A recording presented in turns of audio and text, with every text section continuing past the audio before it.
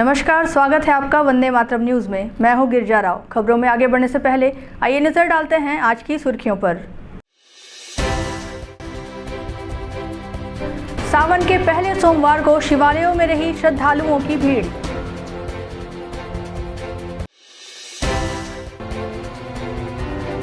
Corona के दौरान बंद हुई कोरबा रायपुर मेमू पैसेंजर का संचालन शुरू।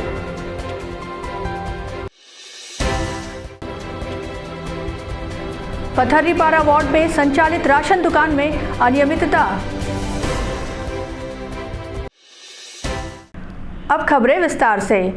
सावन माह के पहले सोमवार के पावन अवसर पर पूरे देश के शिवालयों में भोलेनाथ की भक्ति में श्रद्धालु लीन हैं।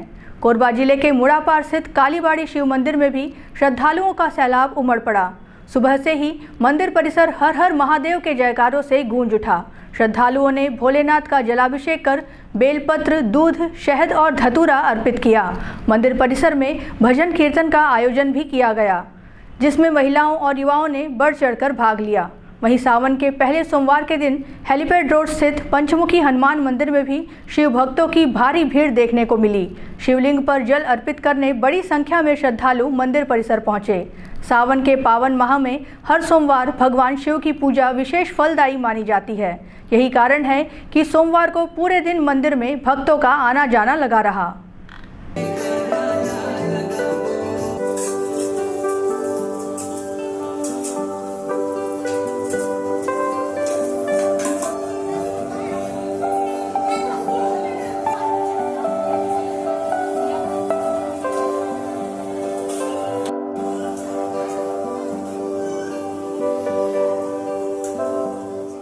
आज का विशेष दिन है। वैसे तो 11 तारीख से सावन लग चुका है। 11, 12, 13 और 14 तारीख है। 14 तारीख को श्रावणी सोमवार पड़ गया है। सोमवार होने के कारण लोगों की श्रद्धा शिव जी के लिए विशेष होती है और इस वर्ष 4 सोमवार ही पड़ रहे हैं, जिसमें लोगों की श्रद्धा अटूट है। इस वर्ष अभी पहला सोमवार जो पड़ा है, इसमें तो अच्छी भीड़ हुई है और लोग श्रद्धा से अपनी पूजा दर्शन कर रहे हैं, भगवान का अर्चना कर रहे हैं। हम भी प्रतिदिन 1 मास पर्यंत रुद्राभिषेक सुबह कर लेते हैं, 5:30 से करते हैं, 7:30 बजे रुद्राभिषेक भी चलता रहा और उसमें भी काफी लोग आए हुए थे और अच्छी तरह से भगवान का रुद्राभिषेक हुआ है और पूजा चल रही है। भगवान का प्रसाद बट रहा है। यही भगवान की श्रद्धा है।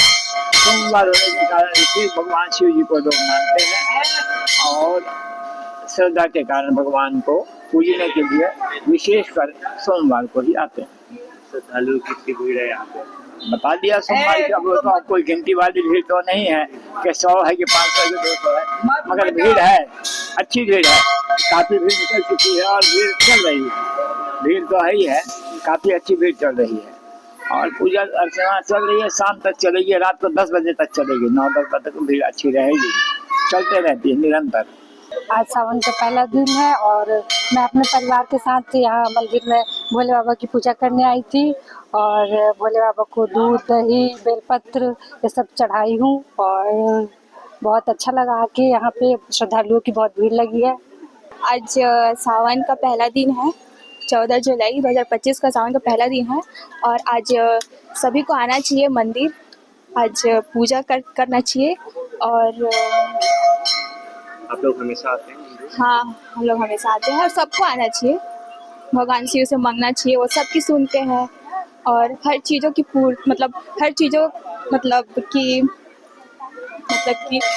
जो मांगते हैं ना भगवान से, वो सारी चीज़ें पूरी करते हैं वो। सावन के पवित्र माह में सोमवार के दिन शिवालयों में भक्तों का तांता देखने को मिला। खासकर जिले में पाली का शिव मंदिर छत्तीसगढ़ के सबसे प्राचीन शिव मंदिरों में से एक है। इस शिव मंदिर का निर्माण 1200 साल पहले हुआ था। जितना पुराना इस शिव मंदिर का इतिहास है, उतनी ही अटूट यहाँ आने वाले शिव भक्तों की आस्था है। राज्य भर से लोग प्राचीन शिव मंदिर में दर्शन करने आते हैं। भारतीय संस्कृति और यहाँ के राजा महाराजाओं की गौरवशाली विरासत का यह प्राचीन शिव मंदिर जीता जागता प्रमाण है। खास तौर पर सावन के महीने में राज्य भर से भक्त यहाँ आते हैं और शिवलिंग पर जल अर्पित करते हैं। 9वीं शताब्दी में बाणवंशीय राजा विक्रमादित्य ने इसका निर्माण कराया, जबकि 11वीं शताब्दी में कलचुरी वंश के शासक जाज्वल्य देव प्रथम ने मंदिर का जीर्णोद्धार कराया था।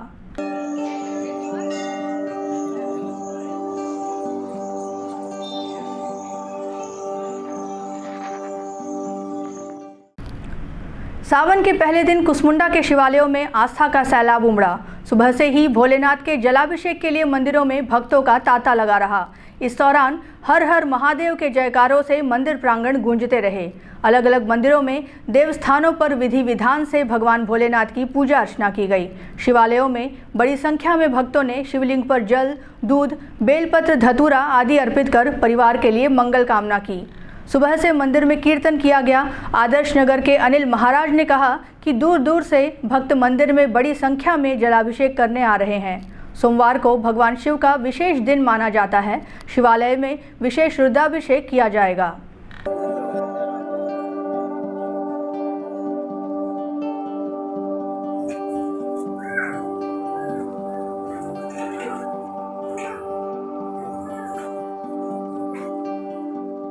श्रावण मास जैसा कि आप सबको पता है प्रारंभ हो चुका है और एक पवित्र श्रावण मास जो है प्रथम सोमवार है।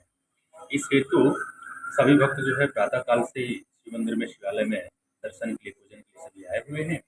आप सबको पता है जैसे ही देवशयनी एकादशी होती है उस दिन से चातुर्मास प्रारंभ हो जाता है और चातुर्मास में सारा कार्यभार देवाधिदेव महादेव जो है संचालन करते हैं और इस प्रकार उसी दिन से जो है सभी भक्त जो है श्रावण मास प्रारंभ होने के पश्चात सुंदर पूरे श्रावण महीने भर सभी भक्त जो है शिव जी की पावन आराधना करते हैं, उनको सुंदर जल अर्पित करते हैं, बिल्वपत्र चढ़ाते हैं, उनको प्रिय लगने वाली सारी वस्तुएं उन्हें अर्पित करते हुए शिव जी को प्रसन्न करने का प्रयास करते हैं। कोरोना महामारी के दौरान बंद हुई Korba Raipur MEMU passenger train को आखिरकार रेलवे ने हरी झंडी दे दी है।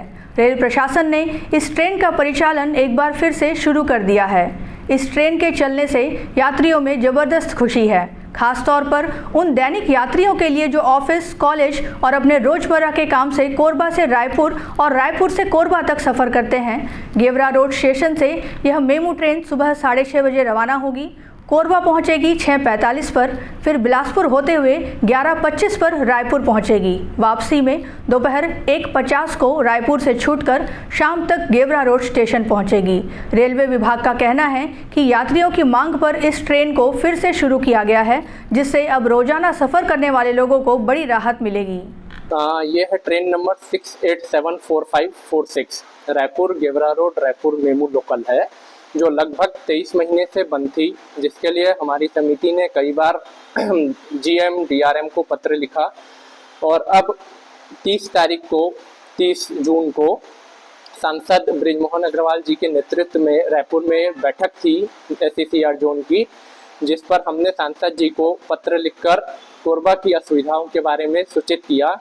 उन्होंने कोरबा की जनता को और उनकी समस्या को देखते हुए उसके निदान के लिए तत्काल रायपुर से कोरबा के बीच 3 ट्रेनों का सुविधा देने के लिए बोला है, जिस पर यह ट्रेन जो 23 महीने से बंद थी उसको 16 जुलाई से पुनः शुरू किया जाएगा। कुछ और ट्रेनें बंद है जो अभी तक शुरू नहीं, किस तरह के प्रयास कर रहे हैं आप? ट्रेनें तो अब लगभग शुरू हो गई है, परंतु कोरबा की जनता के लिए अभी भी और भी सुविधा की जरूरत है, क्योंकि अगर आप देखेंगे इस ट्रेन के पहले सुबह 7:30 के बाद से लेकर के लगभग शाम 6 बजे तक रायपुर से कोरबा के लिए कोई सीधी ट्रेन की सुविधा नहीं थी। अब वो सुविधा के रूप में एक मेमू लोकल मिली है, परंतु मेमू दोपहर को 2 बजे रायपुर से निकलती है और कोरबा लगभग शाम को 7 बजे पहुँचती है। इतनी सुविधा कोरबा की जनता के लिए पूरी नहीं पड़ेगी। अपने को रायपुर और बिलासपुर दोनों ही जगह से और भी 1-2 ट्रेनों की सुविधा है जो कम समय पे यात्रियों को कोरबा तक पहुंचा सके। कोरबा से रायपुर के बीच वो ट्रेन वापस शुरू हुई थी, कोरोना टाइम से बंद थी, क्या कहना चाहेंगे?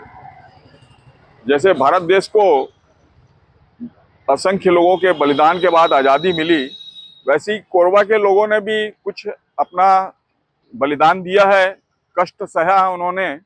और निश्चित रूप से जिस तरह केंद्र सरकार निरंतर क्षेत्र के विकास के लिए काम कर रही है और बहुत साल पहले कोरबा में पीयूष गोयल जी का आगमन हुआ था और उन्होंने 16,000 करोड़ रुपए का रेल प्रोजेक्ट के लिए पैसा दिया था। और कोरबा कोयले की खदान है, यहाँ विश्व प्रसिद्ध है, एशिया में सबसे बड़ी खदानें यहाँ पर है और निश्चित रूप से पूरे देश में जो ऊर्जा की मांग है उसके लिए कोयला कोरबा से ही जाता है और उसके कारण जो मालगाड़ियाँ कोयला का जो परिवहन करती है वह भी जरूरी है, लेकिन यात्री सुविधाएं भी जरूरी है। और निश्चित रूप से जिस तरह पैंडा रोड और कटघोरा और कलकत्ता के लिए नए रेल मार्ग बनने शुरू हो गए हैं और लगभग कार्य समाप्ति की ओर है। निश्चित रूप से ये जो कोरबा में अभी जो पैसेंजर ट्रेन पुनः बहाल हुई है, मैं समझता हूँ अभी कोरबा का जो रेल सुविधाएं और आगे बढ़ेंगी और निश्चित रूप से आने वाले समय में और अनेक ट्रेनें कोरबा को मिलेंगी और यहाँ के जो लोग हैं उनका जीवन सफल होगा, अच्छा होगा, उनकी यातायात अच्छे से संपन्न होगी। कोरबा जिले के कुसमुंडा क्षेत्र के आदर्श नगर कॉलोनी में SCCL द्वारा बच्चों के लिए साल 2020 में महात्मा गांधी बाल उद्यान का निर्माण करवाया गया था, जिसका उद्घाटन महाप्रबंधक राघवेंद्र प्रताप सिंह और ऊर्जा महिला मंडल की अध्यक्षा माया सिंह के द्वारा बड़ी धूमधाम से किया गया था। लेकिन अब यह पार्क अपनी बदहाली पर आंसू बहा रहा है। पार्क में लगे अधिकांश झूले टूट चुके हैं, फिसल पट्टी क्षतिग्रस्त है और चारों ओर गंदगी का आलम है। बड़े बड़े घास झाड़ियाँ उग गई हैं। हालत यह है कि यह अब बच्चों की हंसी ठिठोली की जगह शराबियों का अड्डा बन गया है। कभी बच्चों की किलकारियों से गुलजार रहने वाले इस पार्क में अब शाम होते ही असामाजिक तत्वों का जमावड़ा लगने लगा है, जिससे आम लोगों और महिलाओं का वहां जाना पूरी तरह बंद हो गया है। बच्चों के खेलने और लोगों के सुकून के लिए बनाया गया पार्क आज लापरवाही की भेंट चढ़ चुका है। सवाल यह है कि क्या SCCL प्रबंधन अपनी जिम्मेदारी निभाएगा या फिर ऐसे ही यह पार्क बदहाली की तस्वीर बना रहेगा। समस्या ये है कि मैंने 17/4 को पत्राचार के माध्यम से SCCL को हमारे जो शॉपिंग सेंटर जो B-टैप के पास एक गार्डन है, जो अभी दारू का अड्डा, लड़कीबाजी का अड्डा बना हुआ है, उसको मैंने बंद करा के और उसको नवीनीकरण कार्य के लिए मैंने वो आवेदन दिया था। अभी तक उसमें किसी सुचारू रूप से कोई मुझे प्रतिक्रिया नहीं दिख रही है। वहाँ आए दिन लड़कीबाजी हो रही है, कहीं कोई लड़का लड़की लेके बैठ रहा है और दारू पीने का अड्डा हो गया है। कभी भी अप्रिय घटना वहाँ हो सकती है। इसलिए मैंने वो आवेदन दिया कि इसके ये बच्चों का मनोरंजन का केंद्र बना हुआ है और बना रहे। इसलिए मैंने उसको आवेदन दिया कि जल्द से जल्द इस गार्डन को जीर्णोद्धार कर और इसमें कार्य पुनः SCCL से किया गया। लेकिन अभी तक SCCL से इसमें कोई जू नहीं रेंग रहा है। तो कृपया करके मेरी SCCL से निवेदन है कि जल्द से जल्द इस कार्य को पूर्ण किया जाए, गार्डन को अच्छे ढंग से सुचारू रूप से किया जाए। जिस तरह से NTPC का गार्डन है, अदर कोरबा का गार्डन है, उस तरह से सुचारू रूप से चलाया जाए और CCTV कैमरा उपलब्ध कराया जाए। गार्डन में ही नहीं अपितु पूरा SCCL एरिया में, क्योंकि आए दिन चोरी होते ही जा रही है। देख रहे हैं आप, चोरी तो रुक नहीं रही है। तो इसलिए सुरक्षा के माध्यम से कम CCTV कैमरा भी लगा होना चाहिए। इसमें देखिए बना तो दिया गया है, लेकिन अभी तक उसका रख रखाव तो कुछ हो नहीं रहा है। महिला मंडल भी इसमें मुझे बोला गया है उनके द्वारा कि इसमें कुछ ना कुछ एक्शन लीजिए, कम से कम जाके बोलिए, इनके फॉलोअप लीजिए। लेकिन अभी तक SCCL कुछ नहीं कर। मैं 2 या 3 बार मैं जा चुका हूँ, वहाँ एरिया पर्सनल के पास जा चुका हूँ, सिविल साहब के पास जा चुका हूँ, लेकिन किसी तरह से कोई मुझे अभी संतुष्टिजनक जवाब नहीं मिला है। और यह नहीं मिलेगा तो मैं SCCL का धरना प्रदर्शन करूँगा। पथरीपारा वार्ड क्रमांक 20 के दर्जनों रहवासी राशन दुकान संचालक के खिलाफ शिकायत दर्ज कराने कलेक्ट्रेट कार्यालय पहुंचे। लोगों का कहना है कि वार्ड में संचालित शासकीय राशन दुकान में समय पर चावल और अन्य सामग्री का वितरण नहीं किया जा रहा है। ग्राहकों का आरोप है कि कई दिन तक दुकान बंद रहती है और कभी चावल तो कभी शक्कर व अन्य जरूरी सामान का स्टॉक नहीं होने की बात कहकर लौटा दिया जाता है। इससे गरीब परिवारों को काफ़ी दिक्कतों का सामना करना पड़ रहा है। लोगों ने कलेक्टर से मांग की है कि संबंधित राशन दुकान की जांच कर उचित कार्यवाही की जाए, ताकि समय पर सभी हितग्राहियों को शासकीय राशन उपलब्ध कराया जा सके। ये सोसाइटी का समस्या है, जो समय में राशन नहीं देते हैं। 10 तारीख के आओ, 15 तारीख के आओ पर घुमाते रहते हैं। 20 तारीख के बाद जाओ तो सर्वर डाउन रहता है उसका। उसके बाद फिर अब वो खत्म हो जाएगा या लास्ट महीने का, उसके बाद फिर अगले बार फिर जाओ तो वही समस्या। आप पिछले महीना क्यों नहीं आए तो आपका राशन नहीं मिलेगा। आपको कहीं शिकायत करना है करो, जो करना है करो, नहीं मिलेगा राशन। मारपीट नहीं करना है। एक जने को मारी है अभी। शासन का निर्देश है 3 महीने चावल एक साथ देना है, क्या आपको इसका लाभ नहीं? लाभ 2-4 तो दिया है, उसके बाद 1 महीना का राशन दे दिया। उसके बाद अभी राशन कम है, अगले बार आना, 15 तारीख के आना, 10 तारीख के आना, ये घुमाती रहती है वो। अभी तो 1 महीना का दिया है। ये राशन हम लोग को टाइम पे मिलता नहीं है। कभी बोलती है कि अभी राशन नहीं आया है, तो कभी शक्कर नहीं आया है, तो कभी चना नहीं आया है। ऐसे करते करते पूरा महीना पार हो जाता है। 20 तारीख के बाद आओ, 25 तारीख के बाद आओ, ऐसे करते करते फिर वो सामान कहाँ जाता है पता नहीं चलता। फिर अगले महीने जाओ तो बोलती है कि नहीं मिलेगा, आप पिछले महीने क्यों नहीं आए। हम आए थे तो हमको दिया नहीं, अब बोलते हैं कि क्यों नहीं आए। फिर उसके बाद APL का समस्या है। APL वाले लोग को तो फिर 25 तारीख के बाद ही आना बोलती है। 25 तारीख के बाद जाओ तो बोलती है स्टॉक में नहीं है, चावल ख़त्म हो जाता है। किन लोग को देती है वो चावल? APL वाले लोग को। जिन लोग 2-4 ऐसे लोग हैं जिन लोग चावल नहीं ले जाते हैं, केवल पैसा, हम लोग को इतना के हाँ इतना पैसा दे दो, वैसे लोग को बस देती है, बाकी लोग को नहीं देती है।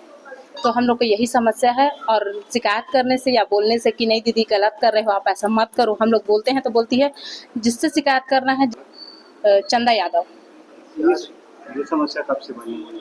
ये 1.5 साल जैसे हो जा रहा है समस्या। इस बार जो 3 महीने का राशन मिलना था वो आप लोगों को मिला कि नहीं मिला? राशन हमको नहीं मिला है। हमको केवल, मैं APL वाली हूँ, मेरे को दिन भर बैठी थी तब जाके मुझे 1 महीने का मात्र मिला है। अभी 2 महीने का चावल मेरे को नहीं मिला है। आपके जैसे कितने लोग हैं जिनको नहीं मिला है? बहुत लोग हैं, पूरा मोहल्ला है। मेरे पीछे सब लेडीज आई भी हैं। हाँ, आज सावन सोमवार है तो और लेडीज नहीं आ पाई हैं, बाकी सब लेडीज परेशान है इससे। अच्छा, अभी BPL वाले कितने लोग आए हैं? तो BPL वाले हाँ BPL वाले सभी हैं। क्या चाहते हैं आप लोग? चाह रहे हैं समय में राशन मिले और सभी सामान एक साथ मिले। हाँ, सभी भाई सबका काम है, सबके घर में काम है, तो राशन एक साथ मिल जाए तो ज्यादा अच्छा है। क्या बोले? कलेक्टर साहब अभी फूड को दे दिए हैं, फूड वाले लोग को, उन लोग बोले हैं कि अभी फोन करेंगे करके, और कुछ नहीं बोले हैं अभी, केवल वैसे ही बोले हैं कि फोन करेंगे इस नंबर पे, मेरा नंबर दिया हुआ है, और बोले हैं कि फोन करेंगे, आप लोग रुको यहीं करके, अभी कुछ नहीं बोले हैं। अंतर्राष्ट्रीय कथावाचक भागवत भूषण पंडित प्रदीप मिश्रा जी की 12 जुलाई से 18 जुलाई तक कोरबा में हो रही शिव महापुराण कथा का सीधा प्रसारण पतंजलि चिकित्सालय श्री शिव औषधालय निहारिका महानदी कॉम्प्लेक्स प्रांगण में प्रतिदिन मध्याह्न 1 बजे से सायं 4 बजे तक किया जा रहा है। इस विषय में महानदी कॉम्प्लेक्स के डॉक्टर नागेंद्र नारायण शर्मा ने बताया कि कोरबा में आयोजित कथा ऑनलाइन हो गई है, जिससे कथा स्थल पर सीमित लोगों को ही प्रवेश की अनुमति है। हमारे परम पूज्य गुरुदेव पंडित प्रदीप मिश्रा जी कहते हैं कि पंडाल में बैठकर कथा सुनने का अनंत गुना फल प्राप्त होता है, तो हमने महानदी कॉम्प्लेक्स में पंडाल का निर्माण कर उनकी कथा का सीधा प्रसारण करने का मन बनाया, जिसमें सभी शिव भक्त पंडाल में बैठकर कथा सुने और पुण्य की प्राप्ति करें। इसी उद्देश्य से पतंजलि चिकित्सालय श्री शिव औषधालय निहारिका महानदी कॉम्प्लेक्स प्रांगण में ऑनलाइन कथा का प्रसारण किया जा रहा है। डॉक्टर नागेंद्र नारायण शर्मा ने सभी शिव भक्तों, आमजनों सहित अंचलवासियों से अधिक संख्या में उपस्थित होकर शिव महापुराण कथा का श्रवण कर पुण्य लाभ प्राप्त करने हेतु अपील की है। इधर से भगवान नारायण, इधर से भगवान शिव एक दूसरे को देख रहे हैं, एक दूसरे को निहार रहे हैं, दोनों की शुद्धता चली गई है। इतनी देर में दक्ष प्रजापति का आगमन हो रहा है। वो दिखा देता है कि किसी के करने से कुछ नहीं होता, जो शिव चाहता है वही होता है, इसके सिवा कुछ नहीं होता। आखिर श्रावण के महीने में ऐसा हुआ क्या था? 1 महीने की महत्वता इतनी कैसे? परम पूज्य गुरुदेव पंडित प्रदीप मिश्रा जी, जो शिव महापुराण कहते हैं, अंतर्राष्ट्रीय कथावाचक है, वे अपनी कथा में लगातार कहते हैं कि कथा जो है पंडाल में सुनने से उसका अनंत गुना फल प्राप्त होता है। और अभी जो कथा है वो ऑनलाइन हो गई है, और जहाँ पर कथा हो रही है वहाँ सीमित लोगों की ही अनुमति है, सीमित लोगों का ही प्रवेश है, और वहाँ हॉल या पंडाल जैसी कोई व्यवस्था नहीं है, हॉल की व्यवस्था है। तो ऐसा मन में विचार आया कि क्यों ना हम पंडाल का निर्माण करके और एक बड़ी स्क्रीन लगाकर और उनकी कथा को लाइव करें, तो लोगों को पंडाल में बैठकर कथा श्रवण करने का अवसर प्राप्त होगा।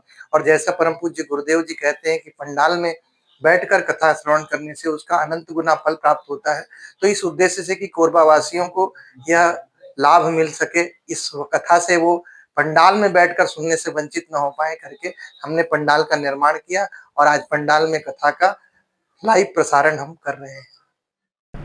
कोरबा के मुड़ापार हेलीपैड के पीछे स्थित मानिकपुर थाना क्षेत्र में अवैध गतिविधियों पर नगर निगम ने बड़ी कार्यवाही की है। प्राप्त जानकारी के अनुसार हेलीपैड के पीछे एक झोपड़ी नुमा मकान में लंबे समय से अवैध रूप से नशीली पदार्थों की बिक्री की जा रही थी। इस अवैध कारोबार के चलते इलाके में असामाजिक तत्वों का जमावड़ा भी बना रहता था, जिससे क्षेत्रवासियों में दहशत का माहौल था। शिकायत मिलने पर नगर निगम की टीम ने पुलिस बल के साथ मौके पर पहुंचकर कार्यवाही की। मौके से अवैध सामग्री को जब्त कर झोपड़ी को हटाया गया। निगम अधिकारियों ने बताया कि इस तरह की अवैध गतिविधियों पर लगातार निगरानी रखी जा रही है और भविष्य में भी ऐसी कार्यवाहियां जारी रहेगी।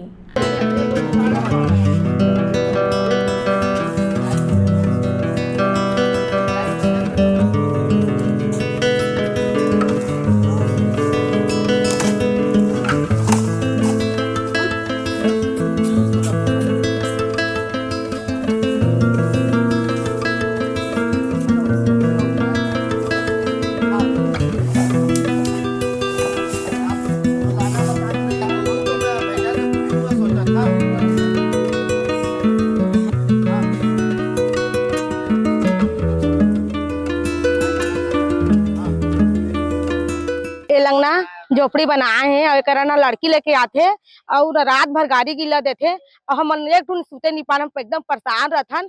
और ना लड़की लेके आथे और पूरा दारू महुआ गांजा दारू और 50 जिन 100 जिन लड़का आथे रोज गाड़ी में। दूठी मोहल्ला में दूठी घर में रहते ए पाके में घर बनाए तेमा रहते। हमन के जीव पूरा परेशान हो गए हावे। ए तुमन अच्छा तुमन करा है टोड़ा थे तब अच्छा लगा थे। सबके छोटे छोटे बच्चा है, आज हमार बच्चा दारू पी गांजा पी, हमन कहाँ करबो। सब इसने आज बड़े सियान उसने करते तब बच्चा मन के कहाँ हो ही, यही समझदारी नहीं है। आज सबके बच्चा बिगड़ा थे, आज हमारो बच्चा बिगड़ा थे, मजे एठी बेटा है बिगड़ा थे। कोई अगर सुना ये नहीं होते कर लड़का मन आते पियत खाते ठीक ले करा था। एकदम लड़की लेके आते दारू पिया थे गांजा पिया थे पूरा ये करा था। हमन पूरा परेशान हो जात हन। अब एलंग हाँ अब अच्छा लगा थे पुलिस आई से तो हमन के साथ दी पुलिस है। एलंग बस्ती बस जाही इसन तो एलंग बस्ती उजर जाती, एलंग कोई रहे के सहारा नहीं रही सर। जब ऐसे दारू नशा करते मतलब मना करथन तो हमारे ऊपर चढ़ बैठा थे मारे भी पीटा मोला इतना जोर से मारे कान्हा मोर गाल चंचन मना गए ओकर घर में कहे गए तीसरे मोला कान्हा मारे है मोर लाल उबा गिरिस गाल मारी था। हेलीपैड के पीछे एक सामुदायिक भवन है और वहाँ पे एक खाली जगह पे कुछ असामाजिक तत्वों के द्वारा एक प्लास्टिक का झोपड़ी नुमा एक तो मकान बनाए थे। जिसमें ग्रामीणों के द्वारा यह शिकायत किया गया था कि उस झोपड़ी में देर रात तक आकर के बैठते हैं और नशीली पदार्थ का जिसे सेवन करते हैं, गांजा दारू वगैरह पीते रहने की सूचना जैसे प्राप्त हुआ था। तो उनकी सूचना पर तत्काल नगर निगम की टीम से मिल करके उस अवैध तरीके से बनाए हुए झोपड़ी को उसको तोड़ा गया है। मानिकपुर चौकी से सूचना प्राप्त हुई नगर निगम के अतिक्रमण शाखा को कि ACCL हेलीपैड के पीछे कुछ नशाखोर लोग कुछ अवैध निर्माण किए हुए हैं, जिसमें बार बार शिकायत आ रही है। तो जिसे जांच किया गया, जांच के उपरांत पाया गया कि यहाँ एक शेड करके झोपड़ी नुमा एक निर्माण कर लिया गया था और तत्काल मौका स्थल पर कुछ असामाजिक वस्तुएं का भी यहाँ देखने को मिला हमें, जिसे तत्काल कार्रवाई करते हुए इसे तोड़ा गया है और जितने भी सामान थे उसे जब्ती बनाया गया है। अब वक्त हो चला है हमारे खास और ज्ञानवर्धक कार्यक्रम बूझो तो जाने का। यह आम जनता से जुड़ने का हमारा प्रयास है, जिसमें हर क्षेत्र से सवाल पूछे जाएंगे और सही जवाब देने वालों को दिया जाएगा आकर्षक उपहार।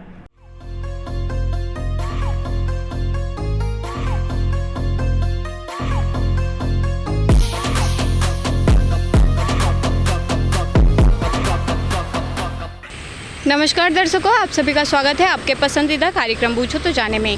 आज का हमारा सवाल है कि क्षेत्रफल के अनुसार छत्तीसगढ़ का सबसे बड़ा जिला कौन सा है। आज के हमारे विजेता को दिया जाएगा फिजिक्स वाला कोचिंग इंस्टीट्यूट की ओर से आकर्षक उपहार।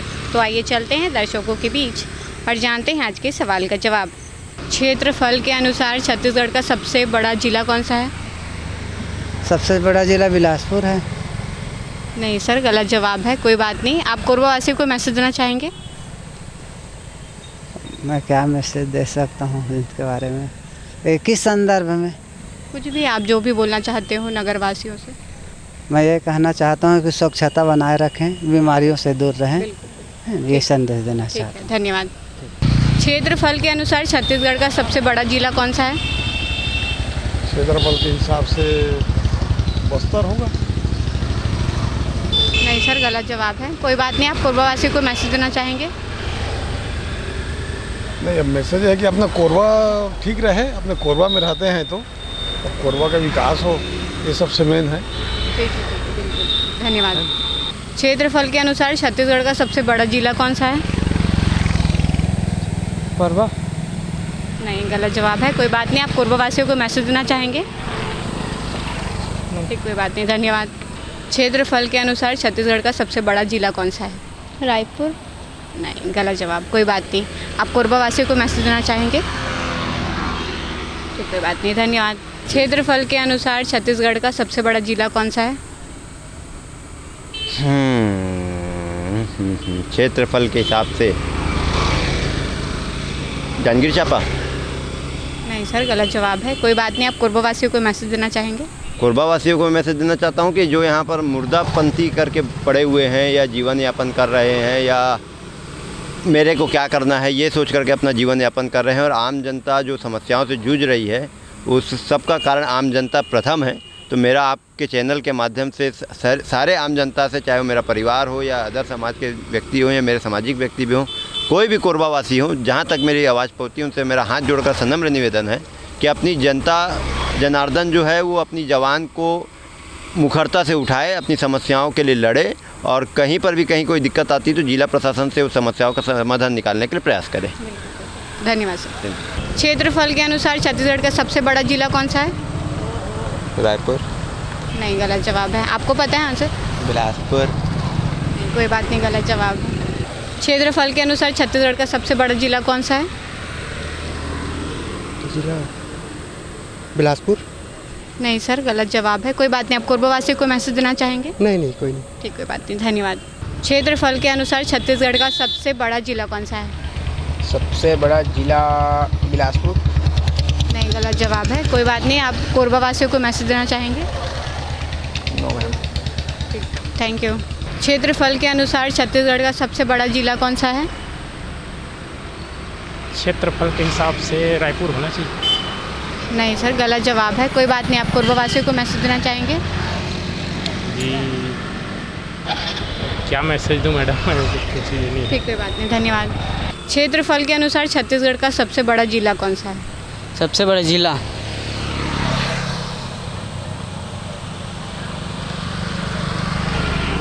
नहीं पता। ठीक, कोई बात नहीं, ठीक है, थैंक यू। क्षेत्रफल के अनुसार छत्तीसगढ़ का सबसे बड़ा जिला कौन सा है? खरगोन। क्या है? खर जिला। सरगुजा जिला। सरगुजा जिला।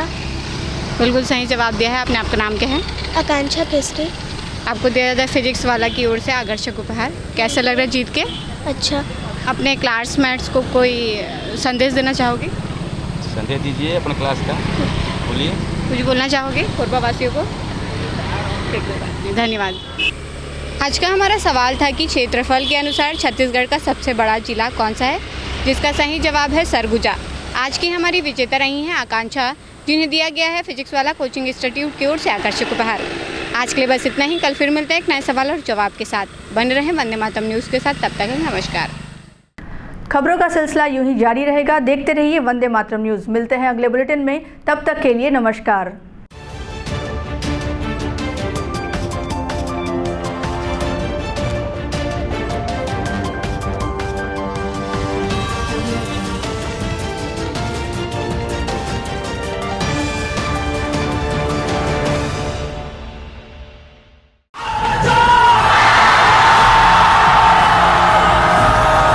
फाउंडेशन जेई नीट की तैयारी करने वाले स्टूडेंट्स और ड्रॉपर स्टूडेंट्स, अब आपके इंतजार पे पूर्ण विराम लगाने आ गया है फिजिक्स वाला आपके अपने शहर कोरबा में। अपने भविष्य को लेके चलिए एक सही राह पे फिजिक्स वाला के साथ। तो तैयार हो जाइए ऑफलाइन एजुकेशन में रिवॉल्यूशन के लिए। हमारा पता 2nd फ्लोर शांति हीरो शोरूम, कोसाबाड़ी चौक, कोरबा, छत्तीसगढ़। फिजिक्स वाला विद्यापीठ पाठशाला। पढ़ लो चाहे कहीं से, मंजिल मिलेगी यहीं से। Session 2024 and 25. Admissions open for JEE, NEET and Foundations from classes 8th to 12th and droppers. अधिक जानकारी के लिए आप इस हेल्पलाइन नंबर पे कॉल कर सकते हैं 7880189145। Happy learning. Siddhi Vinayak hospital, a unit of orthopaedic surgery and trauma management. अब हड्डियों से संबंधित रोगों के उपचार के लिए कहीं और जाने की जरूरत नहीं। जटिल एवं असाध्य रोगों का सफल इलाज अब आपके अपने शहर में। घुटने व कूल्हे के जोड़ों का प्रत्यारोपण, जटिल फ्रैक्चर एवं जोड़ों का सफल ऑपरेशन, गठियावाद व जोड़ों के दर्द का उपचार, टेढ़ी मेढ़ी हड्डियों का बेहतर इलाज, हड्डियों की जन्मजात विकृतियों का उपचार। इसके अलावा OPD 1-2 की सुविधा, modern pathology lab, private semi private general ward की सुविधा, modern digital x ray, ECG, ICU, ventilator की सुविधा, pharmacy, OT team, waiting area, 24 घंटे एम्बुलेंस एवं आपातकालीन सुविधाएं उपलब्ध। हमारा पता Siddhi Vinayak hospital, doctor Shadalnath, plot number 52, bluebird school के पीछे, कोसाबारी, कोरबा। इसके अलावा अब हमारा नया संस्थान सिद्धि विनायक प्राथमिक एवं ट्रामा सेंटर, उर्गा। इस केंद्र में फार्मेसी, एक्सरे, पैथोलॉजी व आपातकालीन चिकित्सा सुविधा उपलब्ध है। तो संपर्क करें। मोबाइल नंबर 9993000683, 9109488443, कोरबा के लिए 8120195179, उर्गा के लिए